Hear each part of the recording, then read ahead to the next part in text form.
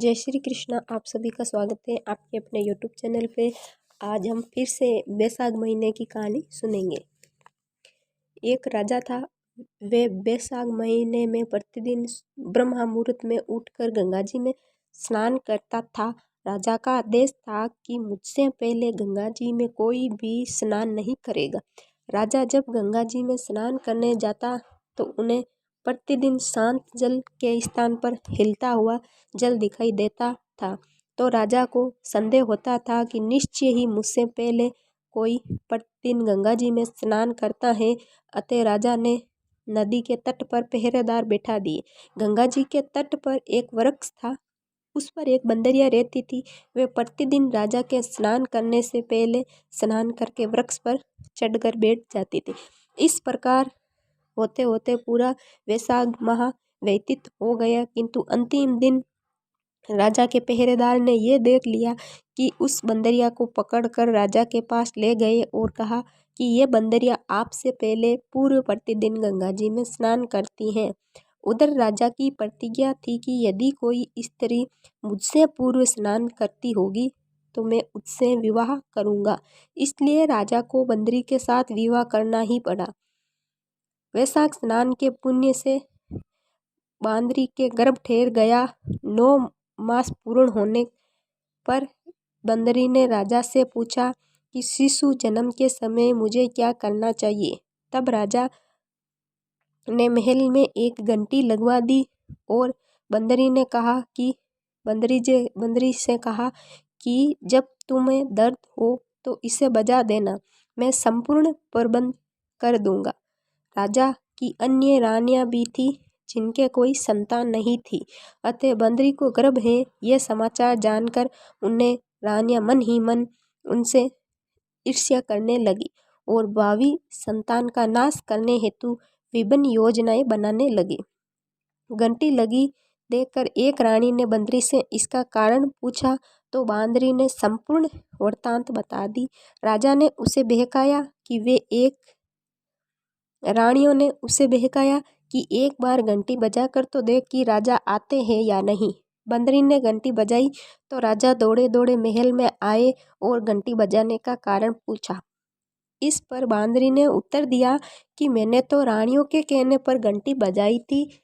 तब रानियों ने राजा से कहा कि यह तो पशु है, न जाने कितनी बार घंटी बजाएगी। इस प्रकार कहकर उन्होंने घंटी को हटवा दी।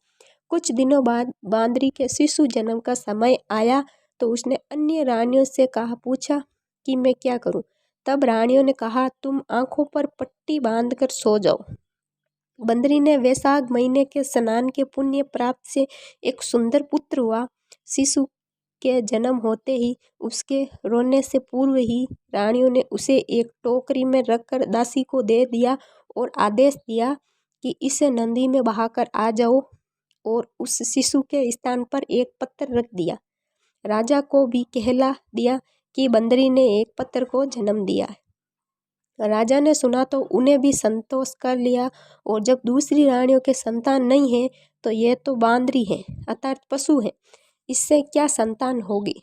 उधर दासी ने उस सुंदर शिशु को नदी में बहाकर कुमार के चाक में रख दिया। दूसरे दिन कुमारनी चाक पर आए तो वहां एक सुंदर शिशु रोते हुए दिखा। कुमारनी भी निसंतान थे, उनके कोई संतान नहीं थी। अतः उन्होंने उस शिशु को अपने लिए भेजी गई भगवान की भेंट माना और बड़े प्रेम से शिशु का पालन पोषण करने लगे। कुछ बड़ा होने पर उस बालक को यह ज्ञात हो गया कि वे रानी बंदरी का पुत्र है, जिनको रानियों ने मरवाना चाहा था। एक दिन वे बालक कुमार के बनाए हुए मिट्टी के हाथी घोड़े लेकर पनघट पर जा बैठा और दासियों को देखकर कहने लगा, आओ रे मेरी मिट्टी के हाथी घोड़े पानी पियो। जब दासियों ने ये बात सुनी तो वे हंसने लगी और बोली, अरे मूर्ख, कभी मिट्टी के हाथी घोड़ी भी पानी पीते हैं। इस पर उसने कहा कि कभी बांदरी के भी पत्थर जन्म लेते हैं। यह समाचार दासी ने रानी को कहा और रानी ने राजा से कहकर कुमार को देश निकाला दिलवा दिया। कुमार वन में रहने लगा। तत्पश्चात पश्चाताप जब अगले वर्ष चैत्र महीने में गणगौर का पूजन का दिन आया, वे बांदरी का पुत्र घड़े में पानी भरकर बगीचे के बाहर बैठ गया। उधर राजा की और साहूकार की पुत्रियां गणगौर के लिए मिट्टी लेने आई तथा बगीचे में खेलने और झूला झूलने लगी। कुछ समय बाद प्यास लगी, तब उन्होंने उस बांदरी के पुत्र से जल पिलाने के लिए कहा तो उस युवक ने उत्तर दिया, मेरे चारों ओर फेरे लगाती जाओ, तब मैं तुम्हें जल पिलाऊंगा। इस पर पहले तो कन्याओं ने मना कर दिया, फिर प्यास तीव्र होने के कारण मान गई। उसके चारों ओर फेरे लगाने लगी। फेरे देने के कारण सारी लड़कियां उसके साथ ब्याह गई। फिर वो घर आ गई। 4-6 महीने निकले, किसी ने सावे नहीं निकले, कोई देखने ही नहीं आया। सभी कहने लगे कि ऐसा क्यों हुआ, कोई देखने ही नहीं आता, ना कोई सावा निकलता है। माँ बाप को चिंता हो रही थी। वहाँ एक बुढ़िया रहती थी। उनमें से एक लड़की की माँ ने उससे बुढ़िया से कहा, जहाँ लड़कियाँ बात करने इकट्ठी होती हैं वहाँ जाकर बैठें। बुढ़िया माई वहाँ गई। लड़कियाँ बोली, माँ जी आप हमारी बात सुनने आए हो क्या? बुढ़िया बोली, नहीं नहीं, तुम तुम्हारी बातें करो, मैं तो एक तरफ बैठी हूँ। लड़कियाँ आपस में बातें करने लगी। एक बोली, हम सब ने कुमार के बेटे के चारों ओर फेरे लिए हैं, तो हम सब उससे ब्याह हो गया है, इसलिए हमारा कोई सावा नहीं निकलता, ना कोई देखने आता है। बुढ़िया ने सुन लिया और लड़कियों की माताओं को बता दिया।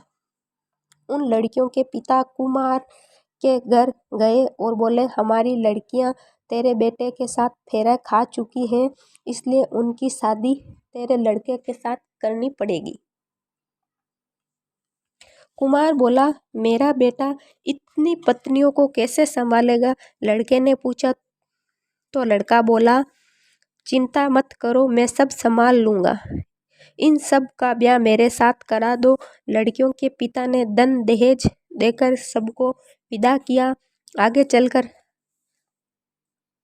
हर एक पत्नी के एक एक पुत्र हुआ। एक दिन बांदरी के बेटे ने कहा, चलो राजा के यहाँ चलते हैं। सब पत्नियों को तैयार करके राजा को समाचार करवा दिया कि हम सब आपसे मिलने आ रहे हैं। सब जने राजमहल पहुँचे। कुम्हार के लड़के ने पहले ही सब पत्नियों को कह रखा था कि वहाँ एक बंदरिया बैठी मिलेगी, उसके सबको पैर छूने हैं।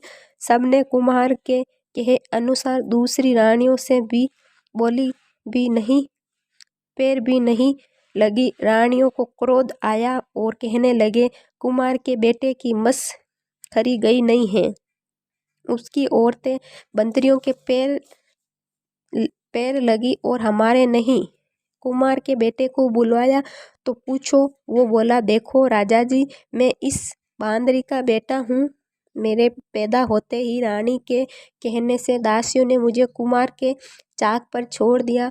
कुमार वहाँ मिट्टी जमाने गया तो उसे मैं मिला। वो मुझे घर ले आए। झूठ लगे तो पूछ लो। राजा को बात जच गई। राजा ने रानियों को देश निकाला दे दिया और उन सब को राजमहल में रख लिया। लड़कियां बैसाख नाती थी, इसलिए उनको बेटे पोते राजपाट मिला। जय हो। राधे कृष्णा। इस कहानी को पूरा सुनिएगा।